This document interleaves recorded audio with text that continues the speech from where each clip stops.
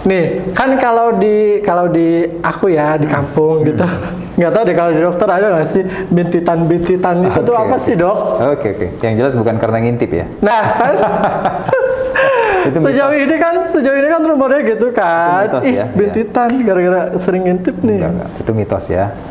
Jadi bintitan itu tak lain adalah karena pertama, penyumbatan pada saluran kelenjar lemak yang ada di kelopak mata. Jadi di kelopak mata kita ini ada kelenjar-kelenjar lemak kecil-kecil, banyak dia. Fungsinya lemak di kelenjar-kelenjar itu adalah untuk membantu air mata. Jadi air mata kita itu kan tidak hanya air ya, dia ada lemaknya juga, sehingga dia bertahan lebih lama gitu. Kalau misalnya air mata kita keluar terus langsung menguap, itu kan nggak bagus, jadi kering kan. Makanya ada orang yang mengeluh, mata saya kering, tapi kok air mata saya banyak, kok bisa? Nah, karena air matanya menguap. Gitu. Jadi harusnya air mata itu bertahan dulu sekian lama di permukaan mata sehingga enak gitu, lembab gitu. Tentunya dipengaruhi juga dengan kelopak mata dan seterusnya. Jadi sekali lagi, kelenjar lemak di kelopak itu tersumbat salah satunya atau mungkin beberapa, bisa juga ada, saya pernah dapat kasus sekali 2 itu bintitannya. Ada yang langsung 3 gitu. Ada juga. Yes, ada juga. Tersumbat oleh karena partikel-partikel kotoran yang sifatnya mikro yang nggak bisa kita lihat kasat mata. Jadi mikro gitu. Dia nyumbat sehingga dia menjadi macet atau mampet sehingga dia membengkak. Ya mirip kayak jerawat lah. Kayak jerawat gitu ya. Nah kadang-kadang kalau jerawat disertai infeksi sakit merah banget gitu.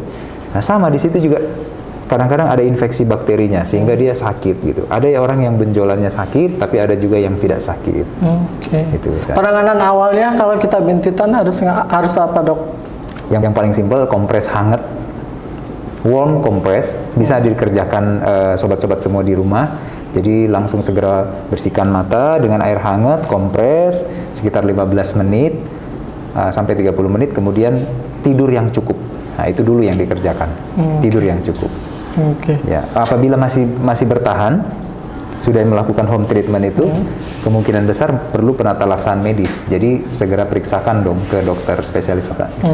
Nah Dok, sebelum kita beralih ke pertanyaan yang tadi akan ditanyakan ya, istilah penyakit mata entropion. Entropion. Aku mau tahu dulu nih, kan dari tadi kita ngomong manajemen waktu, jarak segala macam. Gimana? Yang bagusnya jarak untuk kita melihat, terus manajemen waktu mata untuk kita bekerja dan beristirahat. Jadi aplikasinya begini dalam kehidupan sehari-hari. Kita bicara gadget dulu aja deh, karena baca buku orang udah jarang. Sekarang di dalam layar bisa semua, di handphone, laptop gitu. Jadi khususnya bagi orang yang di depan laptop berlama-lama gitu. Kalau saya sering bilang edukasi pasien saya, terapkanlah 20-20-20. Itu pasti sudah familiar di Google. Teman-teman juga bisa dapat informasinya.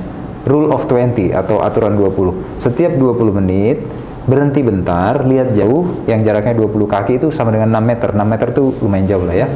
Selama 20 detik. Jadi istirahatnya 20 detik. Melihat jauhnya 20 detik. Hitung sampai 20. Setelah udah 20 hitungan, kembali lagi. Nanti 20 menit lagi, break lagi. 20 detik. Kembali lagi. Ini yang paling bagusnya sebenarnya.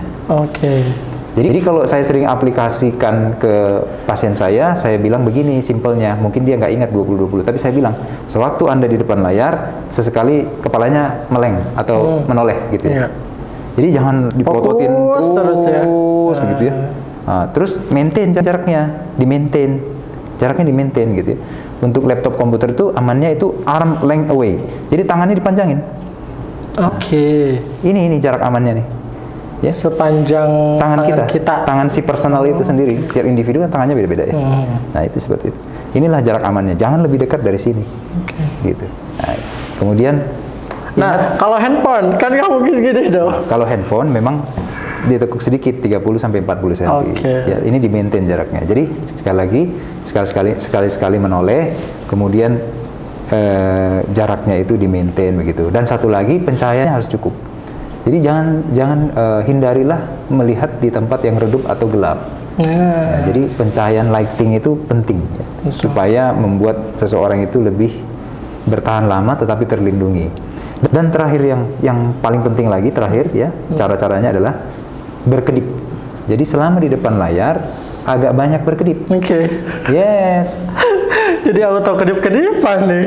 Berkedip itu bisa dibuat dalam mode sadar. Ya, berkedip itu sebenarnya involuntar begitu ya. Involuntar itu berarti otomatis saja gitu. Tapi bisa kita bikin mode sadar, kita sengajain banyak gitu. Bisa. Ya, jadi kalau kita lagi di depan screen ya kita agak banyakin gitu. Biar mata lebih lembab gitu kan. Yes, air mata itu bisa memberikan nutrisi, menyegarkan air mata. Bagi orang-orang yang kurang bisa dibantu air matanya, mungkin diperlukan tetes mata. Oke dok, kita beralih ke pertanyaan yang tadi. Istilah penyakit mata entropion. Ya, entropion. Entropion. Ya. Itu apa dok? Entropion itu berbicara tentang kelopak mata. Jadi kelopak mata itu normalnya ya seperti kita inilah. Dia kalau membuka seperti ini, kalau menutup dia rapat. Tapi kalau orang entropion itu permukaan atas dan bawah kan harusnya begini, saling bertemu ya, saling menghadap dan berciuman kalau bertutup mata, rapat ya. Kalau entropion itu misalnya terjadi di kelopak bawah, dia kelopak mata, tepi kelopak matanya itu menggulung ke arah dalam begini. Serius dong? Serius. Ada itu? Ada. Menggulung begini. Ini mau ciuman bisa nggak? Nggak bisa. Nggak rapet. Akhirnya ada space, celah.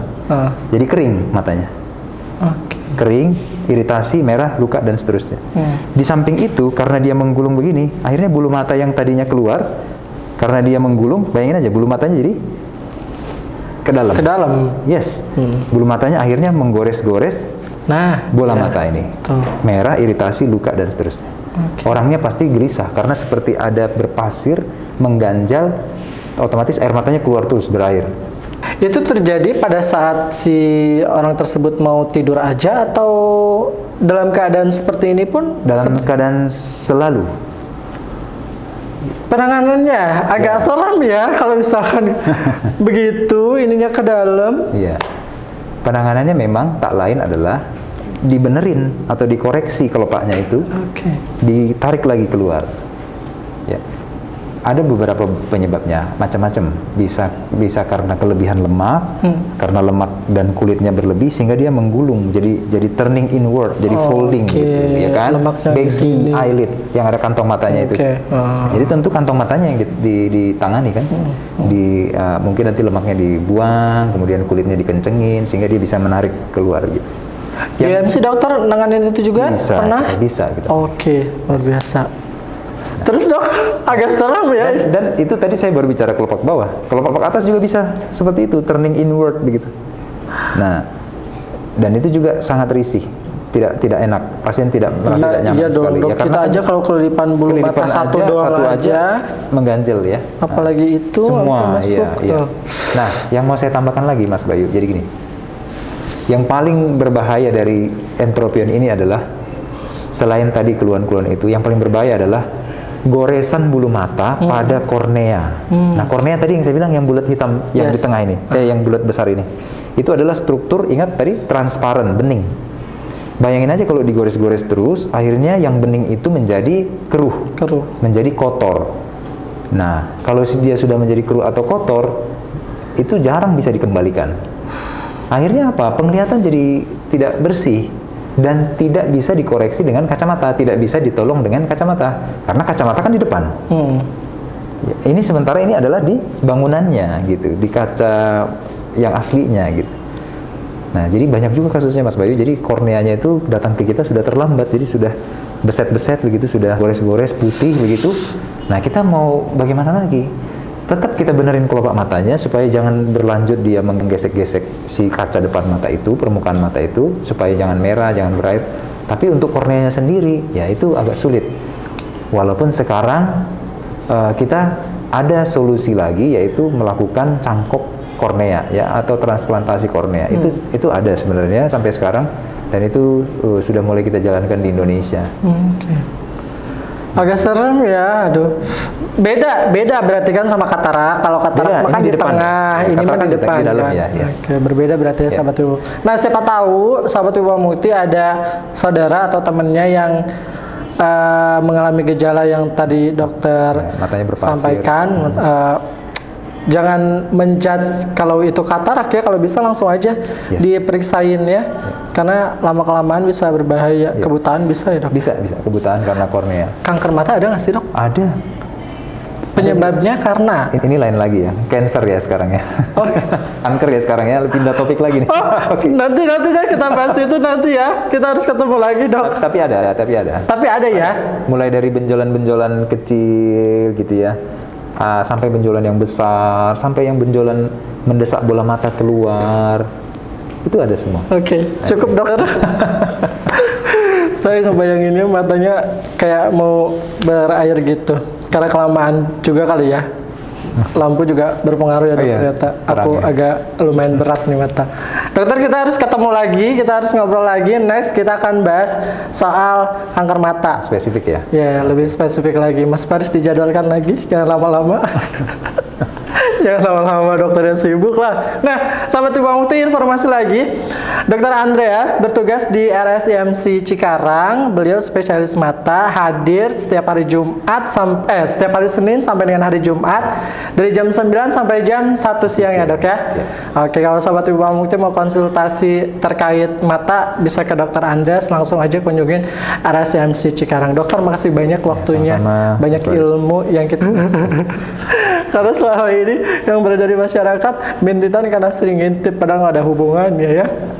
Ya, terima kasih banyak buat sahabat Ibu Mukti. Jangan lupa tonton terus Kata Dokter di Ibu Mukti TV, dan jangan lupa juga subscribe YouTube channelnya Ibu Mukti TV, dan subscribe juga media sosialnya RSIMC Cikarang ya. Dokter, sekali lagi terima kasih banyak waktunya. Selamat bertugas. Hari ini berarti hari Senin. Berarti lagi kosong atau sengaja? Sengaja dikosongin. Oh, enggak, tetap pelayanan. Tetap di sini langsung ke kantor lagi ya. Oke, sehat-sehat dokter. Buat bisa ngobatin khususnya warga Kabupaten Bekasi soal perihal mata. Nanti kita ketemu lagi. So, sahabat Ibu Mukti, terima kasih banyak atas waktunya. Saya Bayu Nugraha dan juga Dr. Andreas pamit undur diri. Seluruh kru yang bertugas juga mengucapkan terima kasih. Wassalamualaikum warahmatullahi wabarakatuh.